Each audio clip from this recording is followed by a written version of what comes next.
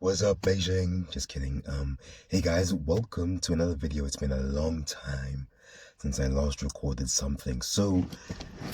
Um, since it's a new year and it's been the first month of the year already, I thought I would go ahead and record a recap of what I've learned during this time. So, sadly, I'm not rich yet, as I would have expected by now, but I think I'm starting to make some proper progress just starting from this year and December. So, I went ahead and asked ChatGPT to give me a bunch of questions, and then I'm going to try and answer them and see what kind of lessons I learned from this experience. So, basically, I've been doing some delivery driver work, pretty much like the lowest leverage work you can do, but I'm doing it with a goal. I'm trying to save up a certain amount of money, and then I have like this 3 phase plan for the year. So right now I'm in my accumulation phase, my build phase. I don't even know what the names are, but right now I'm just trying to stack some bread so that when I get to university later in the year, I can then focus on actually doing self-improvement.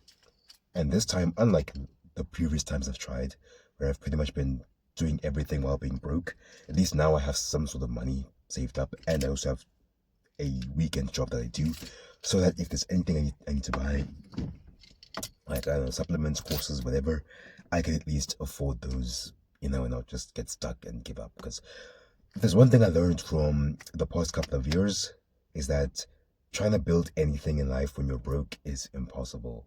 So if you can, just get the most basic job you can, just get something, and then you can worry about actually building those big, ambitious goals later on when you have a bit more money. Because, yeah, that was a tough lesson for me to learn, but at least now I'm past it. So let's go ahead and run through a couple of the questions. So,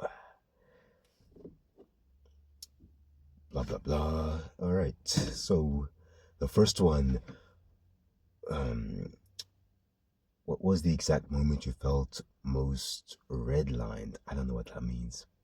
And what did it teach you about your current capacity? So I guess this question is asking, at which point in this time period did I feel like I had nothing left to give, like I was completely drained? I can't lie. Um, the way I'm doing the job right now is I basically do a 10-hour shift. So I start at like 10, 11 a.m.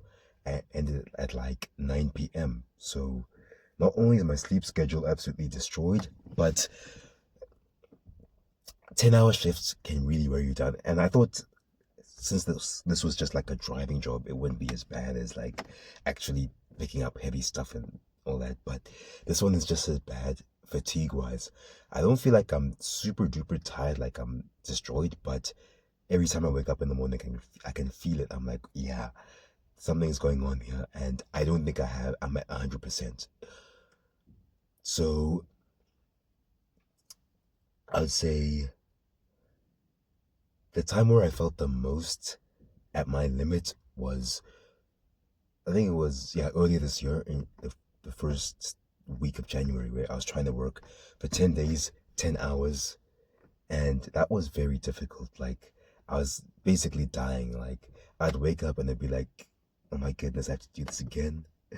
It was bad, but when you look at the goals and you have a goal and you can see yourself making progress, it sort of makes it a bit more bearable. You're like, okay, I'm suffering here, but at least I'm not staying at home and playing games. And at the very least, I'm at least working towards a certain financial goal. So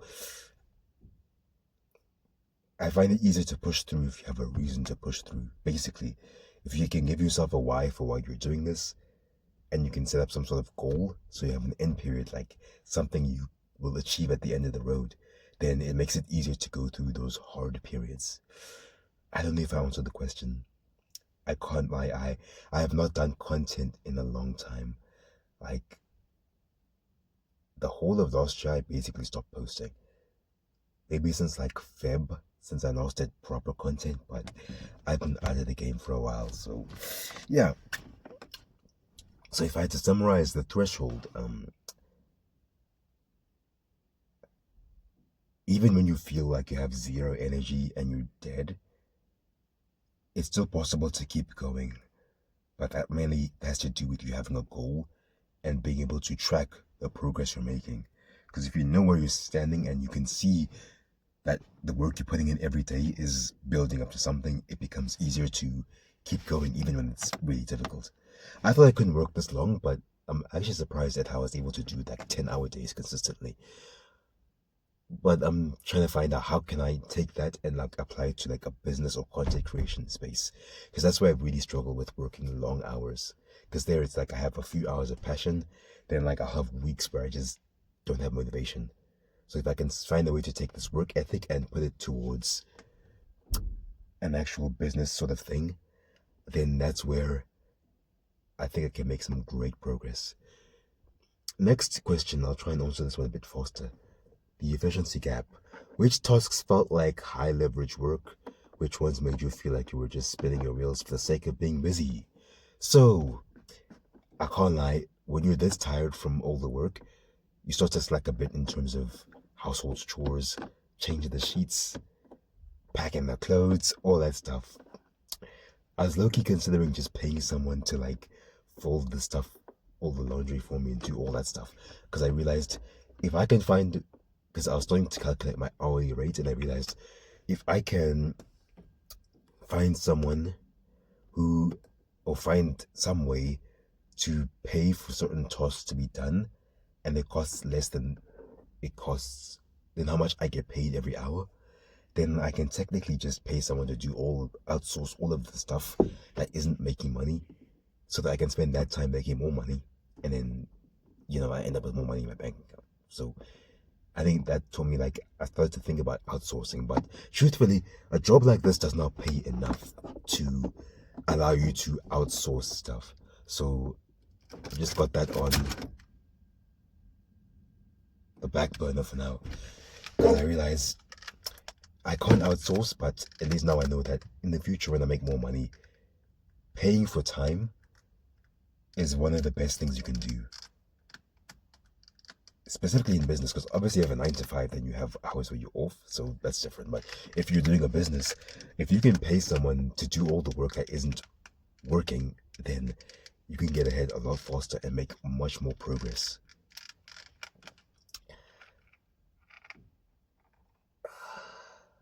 So the question is, which tasks felt like high leverage work? Yeah, so I sort of talked about like house stuff, house chores, that kind of stuff. And then in terms of this job, there isn't much that you do really. You go to the store, you pick up the food, you drive to the house, you drop it off, you wait for the next order, you get an order, you drive to the store, you pick up the order, you drive to the place. There's not really much high leverage here. Everything is low leverage. Like there was even this time where I was trying to optimize the heck out of the work. I would set presets on my keyboard. I have Swift keys, which is a keyboard. You could save certain phrases to the clipboard. So I started to do that. I tried to like speed up how I get in and out of the car. Like I have the bag here. I was like, instead of walking around to the passenger side to open the door and get the bag, what if I just open the door and grab the bag as I walk out? I could save like a couple of seconds. I would try and park in an area that was advantageous to getting to the store ASAP.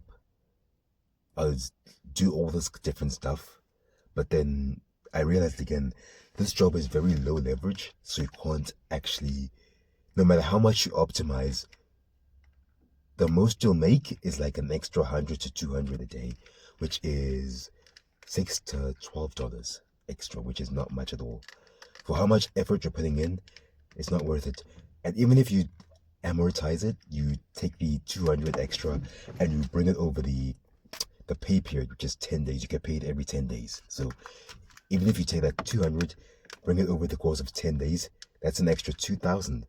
But then you have to subtract expenses. So it's more like 1,000. And you're like, okay, it's 1,000. So I have to lock in for 10 days straight to make 1,000. And that's assuming I go all 10 days, I work start to end, which no one realistically does. You have your off days. So truthfully, if you're going to optimize this much, why don't you just get something that is a higher leverage job? Like, what if I look at all of this, what is basically operational efficiency? What if I took all of these concepts and I just went and worked in business, right? I became a consultant to help companies become more efficient at running their stuff.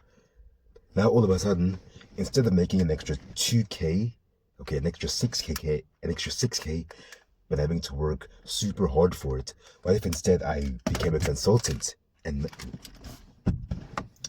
now I can get paid 2K or 3K per job or more, and now instead of making 6K every month from being very efficient, now instead as a consultant I can make 30K, 50K a month.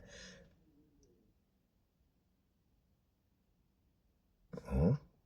Sorry, a bit of a disturbance, but yeah, so instead of making an extra 6K as a driver, I could become a consultant, and now I can make what will be my annual wage in just 2 months. And am I really working 10 times, 12 times, 20 times harder than I am here? Probably not. So it's like Alex Hormuzzi when he talks about opportunities, level 7 skills and level 1 opportunities, that kind of stuff.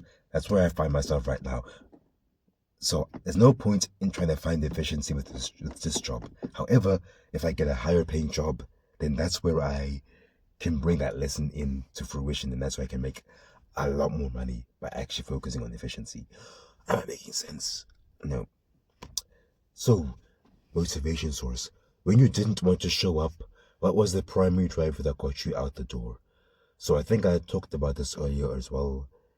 If you have a goal and you're tracking your progress and you can see how much progress you make every day, when you know how much you're losing out by not going on that day because you track and you know how much you make every day, it makes it harder to skip because you know how much you're falling back by not showing up. So if you can show up, if you can track how much progress you can make every day, then you can know the cost of missing out. If you know the cost of missing out, then oftentimes it becomes easier to decide that showing up is worth it. I don't know if I'm making sense. Yeah, I'm motivated by having a goal and making progress to the goal. And if I know an estimated time and ETA for when that goal can be achieved, then I realize, oh, if I just keep working right now, I can actually finish my goal earlier than expected. And everything else is just a bonus on top. Sweet. So that's what I see. Next, after accounting for fuel, wear, tear, and your time, was the all-out approach as profitable as expected? Well, for me to compare all out to regular work, I'd have to define them. So all out is me working 7 to 10 days. I try to work 10 days. 10 days every day, show up, work 10-hour shifts. That's all out. My regular shift was just doing weekends. So Friday, Saturday, Sunday, just 3 days. So 3 days every weekend, which is, if there's 4 weeks, 12 days a month versus working 20 to 30 days a month. The difference is massive. I can tell you that. Like, seeing those paychecks hit, being like, oh, I made 6K in the last 10 days. That's the paycheck. It's like, sweet. Now I can relax a little bit. That's very much worth it. Like, locking in just like that is great. Like, to make this amount of money I've been making now would have taken months. But I'm actually able to speed up the process. Even with the slowdowns I've had times where I have to take like 2 weeks off, which is annoying, but despite that, the progress I've been able to make by going so hardcore is insane. In fact, there was a time I was wondering, like, what if you just locked in and did this for like a year straight? It would be tough, it wouldn't be easy, but after that, you know that you would have like, this huge cash reserve you can use for education or to put it into a savings account for emergencies or whatever. So for me, the approach, it's very difficult. It's not easy. It's not for everyone. But for me, it's been worth it. Like, I can see how I can take this mindset, this work ethic, and put it to another part of my life, and I can make insane progress. The progress I've been able to make in like 3 years, I can make in like 6 months. So 100% going all out is always worth it. Goal alignment. How much closer did this month actually bring you to your milestone. I don't like how Gemini like refers to stuff that I've even forgot about at this point. It's like this isn't even relevant anymore. My goals have changed. But does it bring me closer to my goals? Definitely it does. It's been working. And if it wasn't for the setbacks, I feel like I'll be a lot closer to my goal. But unfortunately, life has its own surprises, so you can't always have what you wanted. But I, I'll still just keep going, and we'll see if I can at least get close to what I wanted, anyways. Does the timeline feel realistic? It's a bit out of reach, just a little bit, but the basic goals I can reach. The ambitious ones, I think those ones are gonna be tough. I'm not gonna get to those ones, so I'll have to look at other ways of getting to those goals. Resource management. How did your relationship with spending change during a month where you're focused on earning? Well, I made no money anyways, so it's not like I spent any more.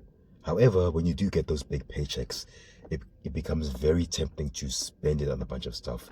Unfortunately, my phone gave out, the camera gave out, so I had to buy a phone, and that definitely set me back massively.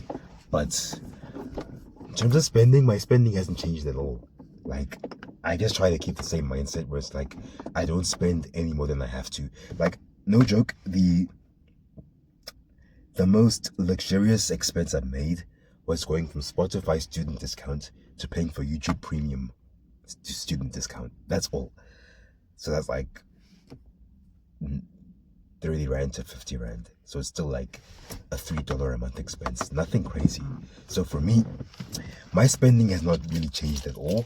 But having to spend so much on fuel, seeing that 6K land in your account and then having to spend it right away on fuel, it's kind of annoying. But because I know if I didn't have the setbacks, then I would have been able to just start spending. But nope, I'm still on a super tight budget.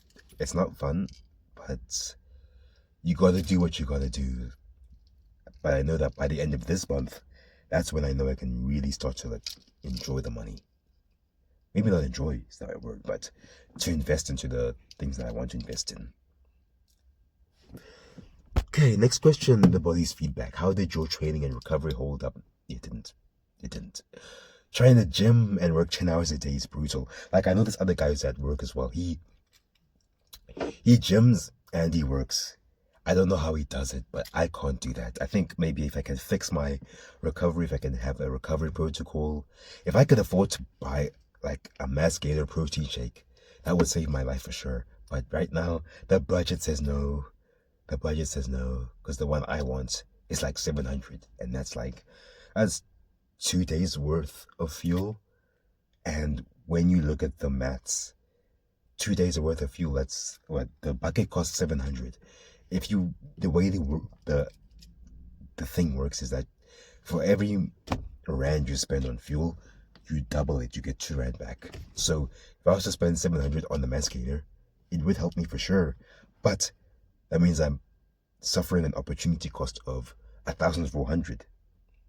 1,400. And with how many emergencies kept happening, I can't really afford to just frivolously waste the money. I need to make sure everything goes back and gets reinvested.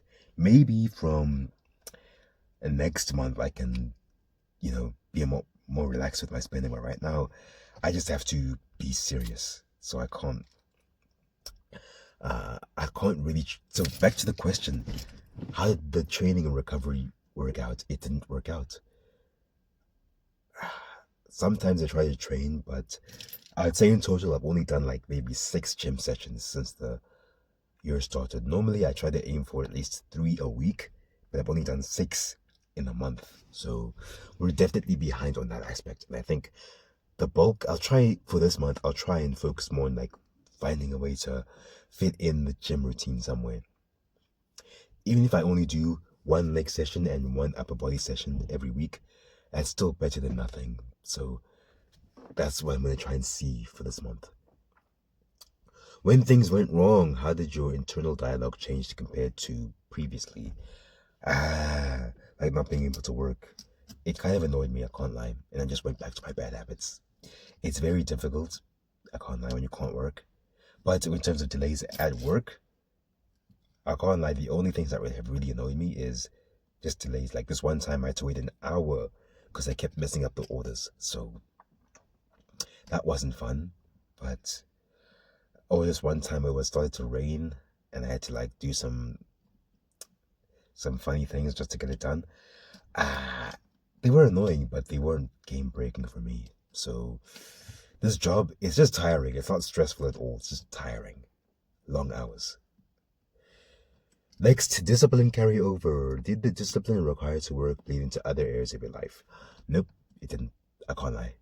Like every time I come home from work, and I'm super tired, I'm just there like, I can't even be disciplined. So from that aspect, I am not disciplined at all. I'm not disciplined at all. It's like when I saw those people on TikTok talk about how going to the gym isn't discipline if you enjoy it. Like it isn't. And in that same way, me coming to work is not discipline. I like making money, and it's not an easy job. I have no reason to avoid working. So that there's no discipline here. Like there isn't. So there is no discipline to carry over. Okay, I'm repeating myself so much. The philosophical and lifestyle pillar. What is one thing you sacrificed this month that you realized didn't actually miss? Well, I don't really go out much at all. I don't miss anything. At all. There's nothing I miss. Identity shift. Do you see yourself differently now that you've proven that you can sustain this level of output? A little bit, for sure. I think the fact that I can do it here gives me some motivation that I can do it elsewhere. That I can lock in like this. But I still have doubts that I can do it when it comes to content creation, but it's definitely improved some aspect of how I see myself. Next, the Pareto check. Looking back, what 20% of your efforts contributed to 80% of your progress this month? Number 1, showing up. Just show up at all. Number 2, waking up early. If you can wake up early and get to work early, you make more money because you can clock out. Because if you clock out at the same time, because the store closes at like 10, the app closes at 10. So no matter what time you start, you'll always close at 10. So if you can show up every day and wake up early, then you can make great progress. That's literally it. Wake up early and show up. That's all. Let's do some more questions. I'm kind of vibing right now. More questions. Is there any kind I want? I don't know. Let's see more questions. We'll do this as a bit of a speed round.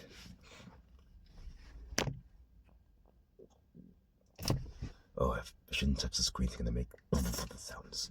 So, the psychological and mindset shift. The inversion perspective. If you had to repeat January but were forced to make it a total failure, what habits would you have adopted? Let's see. So it's a two-part question. Let's answer this part first. What would I do? Wake up early. Don't set an alarm. Be lazy and just go scroll TikTok or watch YouTube at home instead of working.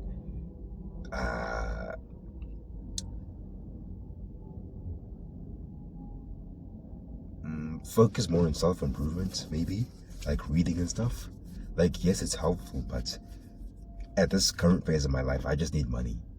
Because trying to achieve your goals without money is tough. So I think if I just try to self-improve without actually making money, without focusing on making money, then that would have made it worse. Like, don't show up, prioritize distractions, listen to people, because people keep telling you don't work, take a break, right? You know yourself better than other people do. So you just work as long as you need to. You can tell when you're getting burnt out. So you can take a break when you feel like it. People tell you you're tired and stuff, but truthfully, until you feel that you're tired, you don't have to take a break. Now, not everyone's going to like that. They're going to think that's extreme, but,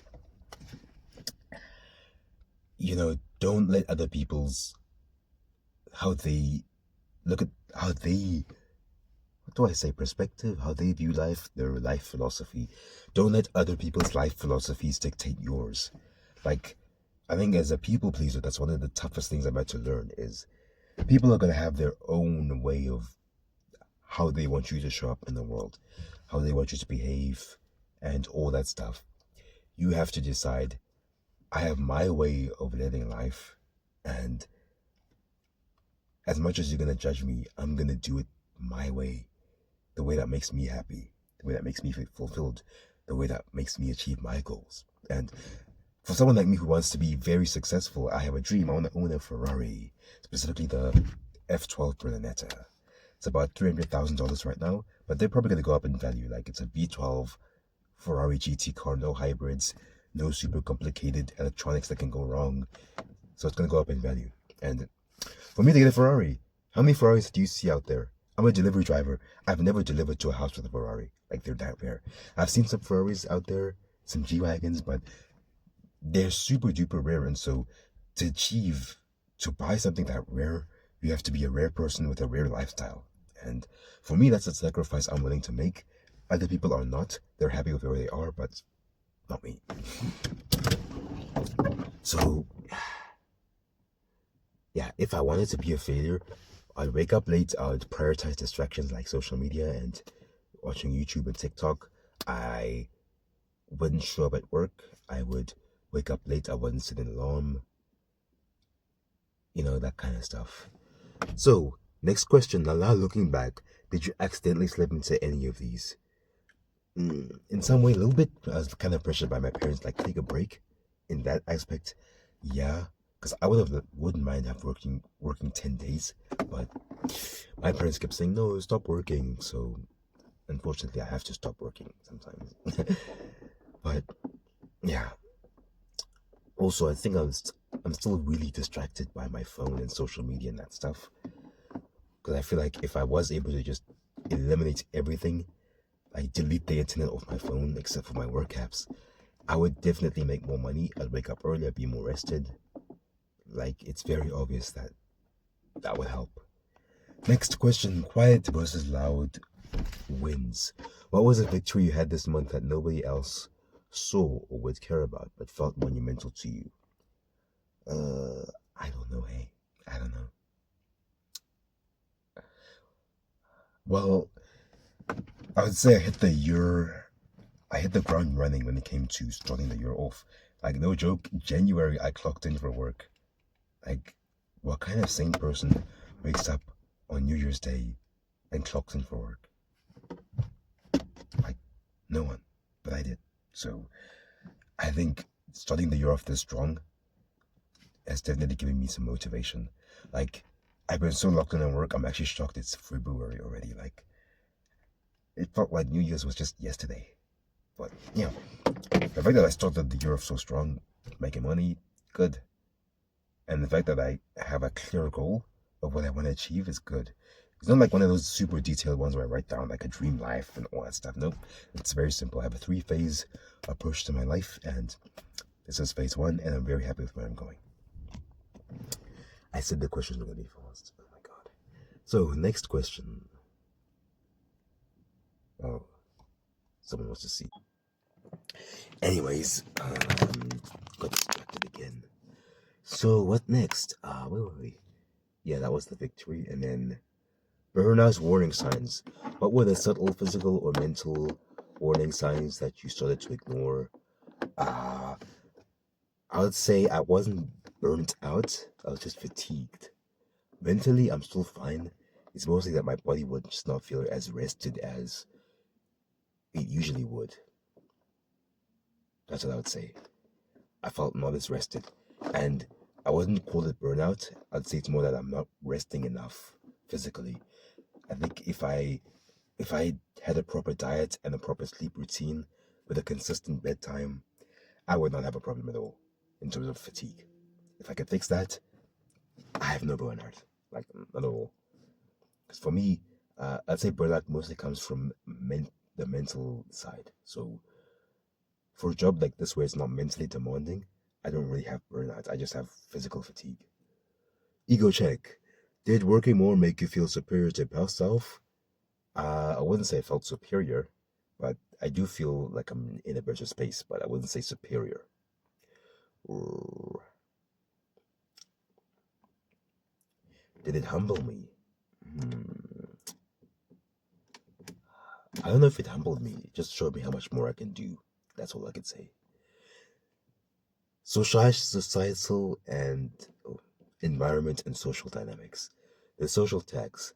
Did your increased work volume affect your relationships with family and friends? I didn't really see my friends much, so not really. But family wise, sure, I guess. Like I basically don't really see them because when I wake up, they're really going for work. When I come home, they're really going to sleep. So from that perspective, it definitely you definitely see them a lot less than usual. That's for sure. Did I feel more isolated? Not really, because I'm focused on work. Especially because I know what it's gonna do. Because if I have more money, guess what? I can go out more. I can like invite my friends to stuff. For example, I saw this gaming lounge somewhere. So I know for a fact if I have money, I can be like, hey, let's go to the gaming lounge. Let's go check out the sim rigs, play some Estela Corso, some F1. To me, that sounds more valuable than just what I'm doing right now, where I only really see them at the gym.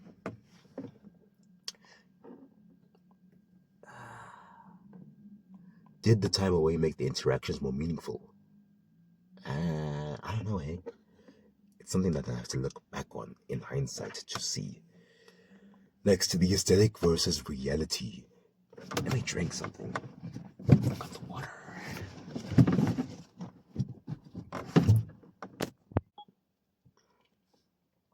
Next question, aesthetic versus reality. You have an interest in a certain timeless lifestyle, blah, blah, blah.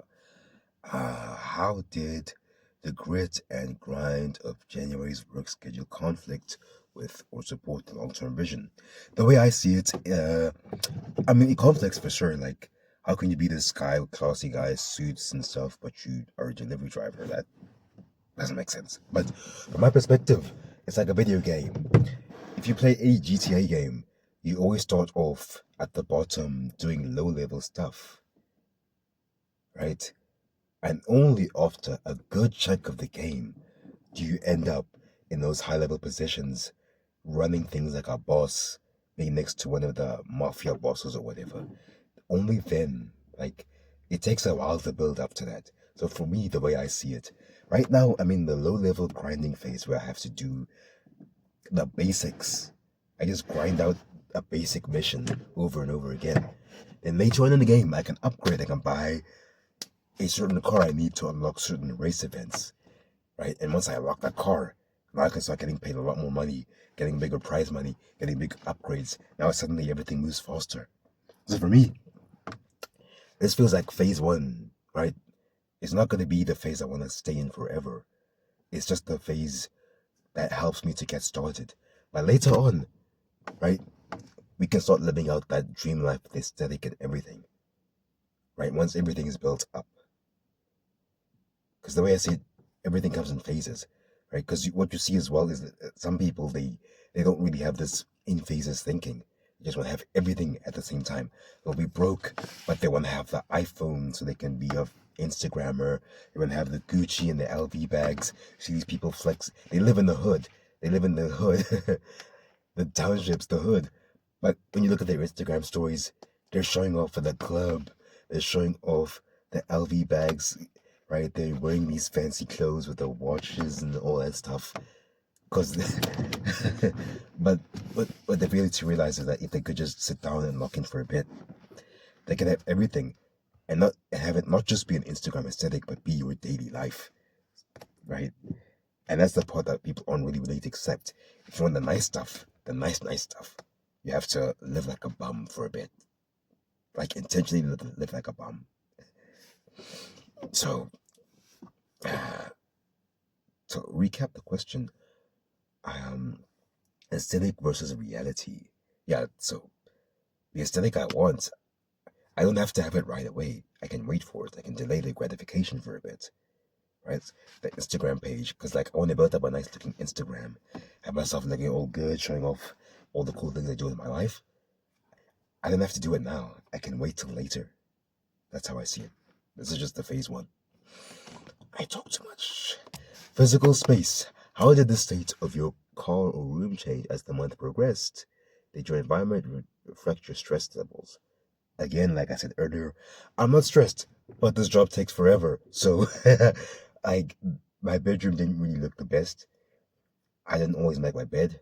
When it came to the car, washing the car cost me money. Like I know washing the car takes me like 90 minutes to 2 hours. That means I'm losing at least like 200 rand every day that I go wash my car. So from that perspective, I realized maybe washing my car isn't the best thing. Washing my car, it looks nice. It does make the customer experience a little bit better because the customer sees, oh, the driver came in a nice car. Okay, but beyond that, it doesn't affect the order. Like I've never had anyone complain that my car is dirty. Like yeah, it's not clean, but it's not exactly looking like it came from the Sahara Desert, like from a rally or something. So I realized that you don't have to have everything neat and clean all the time. It can be a bit dirty, and you can still live life and have no problems. That's all I say. It has nothing to do with stress. Practical resourcefulness. How did your gear, your phone, your vehicles, your apps hold up? Did you find yourself wishing for a specific upgrade or realize you could do more with less? So, when it came to gear, let's talk about the car itself. The car itself gave me problems. I had a starter issue for a while, but it seems to have mostly resolved itself. Uh, the car has its quirks because it's an old car, so there's certain things you gotta do. Like I wish I had a better car. Like I wish I had automatic windows. I gotta roll them down manually. It's not fun. But is it that bad of an issue? No. Then specifically asked about the phone as well. Yeah, also my vehicle. I wish I had like an Android Auto unit of some sort or some Android powered unit because having to do everything through my phone is annoying. If I could have stuff show up on the ear, Android Auto style, and still be able to do stuff on my phone, that would have made life so much better. But you got to do what you got to do. So you get used to it. And like I said earlier, when you can't because I realized optimizing this work doesn't really pay, I kind of just accept the flaws and then realize that I will work slower and that's fine. It's not really going to cost me much in the long term. When it came to my phone, guess what? My phone, I wanted to record content for like a business thing I was going to do in December. As I was wiping the lens, water got in the lens, it cooked the lenses. And the worst part, I needed the cameras for work because you have to take a photo to show that you collected the actual order. So that sucked. So I had to like steal a phone for a month and to buy this phone right here. I did upgrade, but I only bought this one because it was a nice phone, a very expensive phone, but on Facebook Marketplace, it was one of those old corporate phones and had a cracked screen. So I got it for really cheap. So I got a camera upgrade. I didn't even pay much. It cost less than my previous phone as well. So the camera on this phone is really good. Obviously it's nighttime, so it's struggling, but like the rear cameras, it has a nice telephoto. The photo quality is so good. Like the way I see everything with my eyes, the camera captures it exactly like that. I'm like, perfect. So this was a great upgrade. It wasn't even something I wanted to buy. It cost me money that I could use on fuel. But yeah, it's good. How did it hold up? Yeah, it wasn't holding up that well, but this new phone, the battery life is better, the camera is better, the performance. Oh, it's really hot.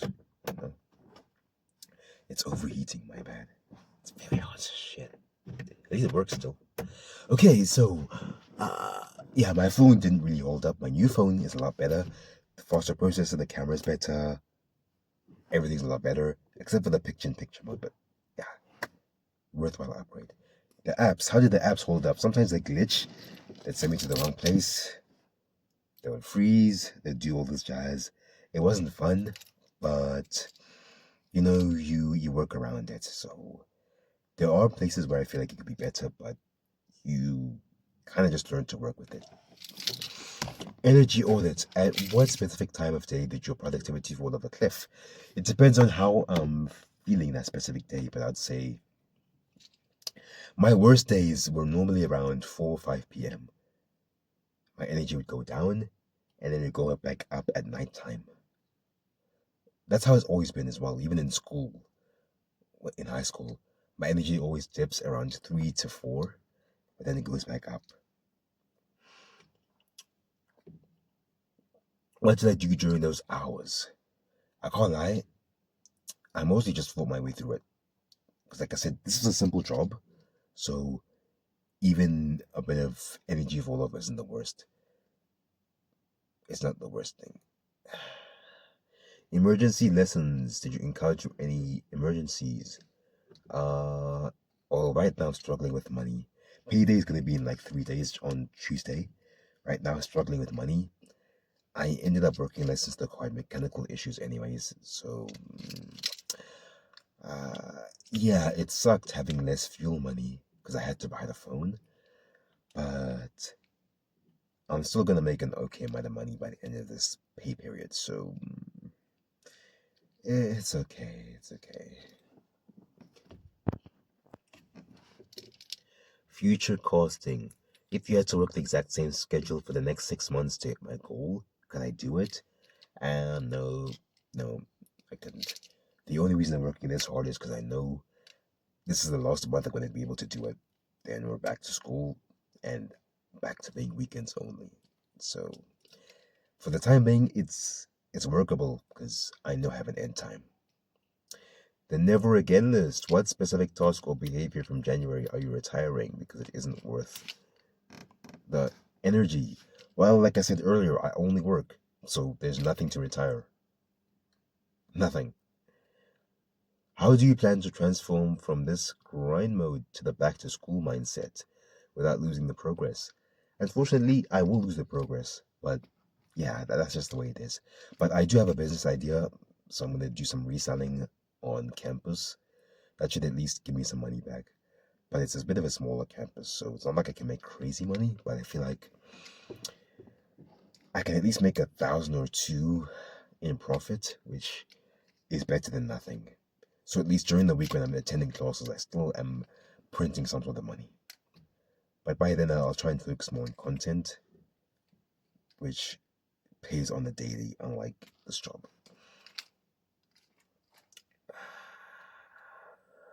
So yeah, I can't lie, I was yapping.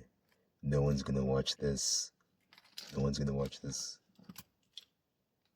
So yeah, if you did, I hope you learned something or found something valuable. I hope you're watching at 2 times speed because I couldn't imagine wasting 40 minutes of your life. But yeah, see you next time.